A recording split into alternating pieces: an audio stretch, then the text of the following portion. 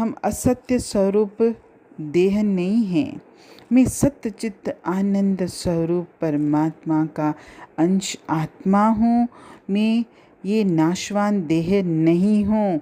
यही तो ज्ञान है। मैं भी नहीं हूँ और मुझसे अलग अन्य कुछ भी नहीं है। साक्षात आनंद से परिपूर्ण केवल निरंतर और सर्वत्र एक ब्रह्म ही है और उसी की उपासना सदैव करते रहिए। जब आप ये जान लेंगे कि दूसरों का हित करना अपना ही हित करने के बराबर है और दूसरों का अहित करना अपना ही अहित करने के बराबर है, तब आपको सच्चे अर्थों में धर्म के स्वरूप का ज्ञान हो जाएगा। आप आत्म प्रतिष्ठा, दलबंदी, ईर्षा, द्वेष, नफरत, तेरा मेरा भेदभाव हमेशा के लिए छोड़ दो और पृथ्वी माता की तरह सहनशील हो जाओ। संसार आपके कदमों में न्योछावर होने का इंतज़ार कर रहा है। हम निर्गुण, निष्क्रिय, नित्य मुक्त हैं। हम असत्य स्वरूप देह नहीं हैं। इस संसार में जो दूसरों का सहारा खोजता है वह सत्य स्वरूप ईश्वर की सेवा नहीं कर सकता। ये चीज़ आप जीवन में प्रत्यक्ष रूप से अनुभव करिएगा कि जो भी व्यक्ति दूसरों का सहारा ढूंढता है वो उन्हीं सहारों में ही जीवन जीता है। वो कभी भी ईश्वर से जुड़ ही नहीं सकता, क्योंकि दूसरों का सहारा ढूंढना यानी दूसरी नाशवान देहों को अपना सहारा बनाना, उनको अपना सहारा मानना। तो हम उस परमपिता परमात्मा को सहारा मान ही नहीं सकते, क्योंकि हम तो ये सोचते हैं ना कि हमारे जीवन के सहारे हमारे रिश्ते हैं या जो भी है। हमने ईश्वर का दामन पकड़ा कब है? हमने असत्य चीज़ों से प्यार किया है तो हम सत्य स्वरूप से प्यार कैसे करेंगे? और जो भी सत्य स्वरूप से प्रेम करता है, सबसे पहले वो सुख और दुख दोनों में समान रहता है। वह हर अवस्था में एक भाव में रहता है।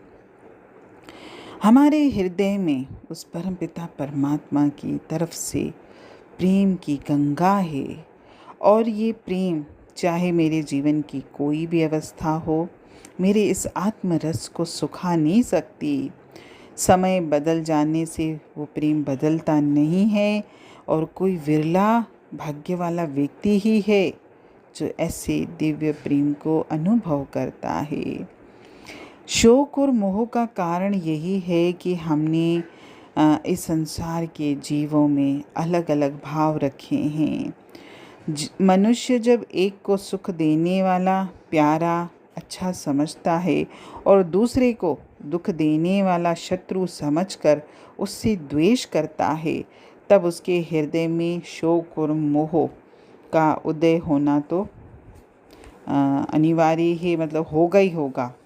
अगर जो भी व्यक्ति अपने को संसार में जो दो लोग उसके पास हैं, एक को तो वो अपना मित्र मानेगा और एक को ये समझता है कि मुझे सुख देगा, और दूसरे को ये समझता है कि इसी की वजह से मेरे जीवन में दर्द है, दुख है, ये मेरा दुश्मन है, इसी ने मेरे जीवन का ये किया है, और उससे द्वेष करेगा, तो उसके हृदय में शोक और मोह दोनों ही आएंगे। यानी मोह भी आएगा और नफ़रत भी आएगी। और जिससे वो प्रेम करता है, अगर वो उससे छूटता है तो उसका शोक भी करेगा, उसके दुख में, उस वियोग में दुखी भी रहेगा। और जब वो सर्व प्राणियों में एक अखंड सत्ता का अनुभव करने लगेगा और प्राणी मात्र को यानी हर जीव को उस परम पिता परमात्मा का अंश समझकर उसे आत्मभाव से प्यार करेगा, तब उसके हृदय में से शोक और मोह अपने आप निकल जाएंगे और वह हमेशा प्रसन्न चित्त रहेगा। संसार में उसके लिए न कोई शत्रु रहेगा, न कोई मित्र रहेगा। उसको कोई भी दुखी नहीं कर सकता, कोई उसको क्लेश नहीं पहुंचा सकता। उसके सामने अगर जहर वाला नाग भी आ जाए तो भी अपना स्वभाव वो भूल जाएगा। वो ऐसा बन जाएगा जो भी सत्यचित आनंद स्वरूप परमात्मा से प्रेम करेगा और हमेशा उसी का अंश बनकर उसी के बताए हुए मार्ग पर चलेगा। तभी उसके अंतर में ये सारी बातें आएंगी कि वो शोक और मोह से ऊपर उठेगा, राग द्वेष से ऊपर उठेगा, प्रेम नफरत से भी ऊपर उठ जाएगा। उसे जीवन में किसी भी चीज़ में छोटा बड़ा तेरा मेरा अपना पराया भाव नहीं रहेगा। सब में उसका सम भाव रहेगा और सब में वो अपना ही रूप देखेगा। हरि ओम।